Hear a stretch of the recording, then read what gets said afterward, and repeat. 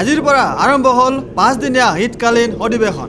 এয়েহে আজিৰ প্ৰথম দিনা গুৱাহাটীৰ দিছপুৰ লাষ্ট গেটত বিভিন্ন দল সংগঠনে পুৱাৰে পৰা বিভিন্ন দাবী লৈ ধৰ্ণা কাৰ্যসূচী আৰম্ভ কৰিছে। অসমত বৰ্তমান সৰ্বমুঠ 14টা জনগোষ্ঠীয়ে জনজাতি হিচাপে থকা স্বীকৃতিপ্ৰাপ্ত তালিকাখনৰ 1 নৱেম্বৰতে বৰ্মনসকলক লিপিবদ্ধ কৰা আছে। কিন্তু পৰিতাপৰ বিষয় যে 2003 চনৰ চৰকাৰৰ জনজাতীয় তালিকাখনত বৰ্মনসকল থকা সত্ত্বেও জনজাতীয় সা সুবিধাৰ পৰা বঞ্চিত হৈ আছে। এয়েহে আজি ৰাজগেটত মুঠ 4 ৰূপীয়া দাবী লৈ অদৌ বৰ্মন কছাৰী ছাত্ৰ সন্থাই ধৰ্ণা কাৰ্যসূচী ৰূপায়ণ কৰে। আনফালে অদৌ তিৱা ছাত্ৰ সন্থাকে ধৰি মুঠ 6টা সংগঠনসমূহে 9 ৰূপীয়া দাবী সম্বলিত দিছপুৰ লাষ্ট গেটত তিৱা সাহিত্য পৰিষদক ভাৰতীয় সংবিধানৰ 6ষ্ঠ অনুসূচীত অন্তৰ্ভুক্ত কৰে। সকলো 9 ৰূপীয়া দাবীৰ স্মাৰকপত্ৰ প্ৰদান কৰে মুখ্যমন্ত্ৰীলৈ।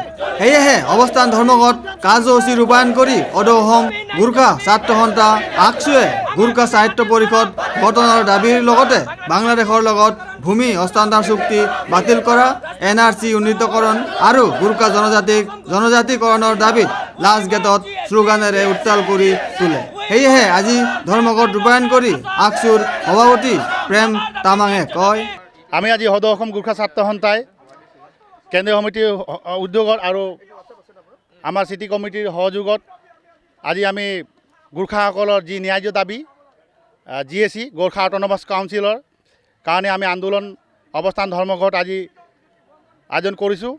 আমি অসম চৰকাৰক দাবী জনাব বিচাৰিছোঁ, অসমক যিধৰণে গোৰ্খাসকলে অসমৰ প্ৰতিটো সমস্যাতে মাত মাতি অহা সত্ত্বেও অসমৰ জাতীয় আন্দোলনৰ পৰা আদি কৰি অসমৰ ভাষা আন্দোলনলৈকে অসমৰ সীমা সমস্যা আদি কৰি অসমৰ জ্বলন্ত সমস্যা হকে আজি মাত মাতি অহা এই বিৰাট এই জনগোষ্ঠীক আজি অসম চৰকাৰে উপেক্ষা কৰি আমাৰ জনগোষ্ঠীক আদি ধৰণৰ যি আমাৰ জনগোষ্ঠীয় মৰ্যাদা আমি পোৱা নাই।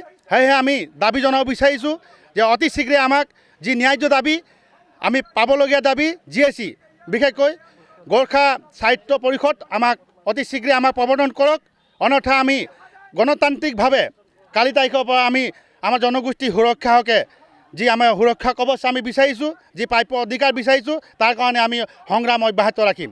গতিকে আজিৰ প্ৰথম দিনৰ শীতকালীন অধিৱেশনৰ সময়তে দিছপুৰ লাষ্ট গেটত অদৌ তিৱা ছাত্ৰ সন্থাই তিৱা সাহিত্য পৰিষদ ভংগ কৰি অতি শীঘ্ৰে 2015 চনৰ জানুৱাৰী মাহত পৰিষদৰ নিৰ্বাচন অনুষ্ঠিত কৰা, তিৱা সাহিত্য পৰিষদ সংবিধানৰ 6ষ্ঠ অনুসূচীত অন্তৰ্ভুক্তি কৰাকে ধৰি প্ৰাথমিক বিদ্যালয়ত তিৱা ভাষাৰ শিক্ষক নিযুক্তি লৈ 3 ৰূপীয়া দাবী সম্বলিত অৱস্থান ধৰ্মঘট কাৰ্যসূচী ৰূপায়ণ কৰে।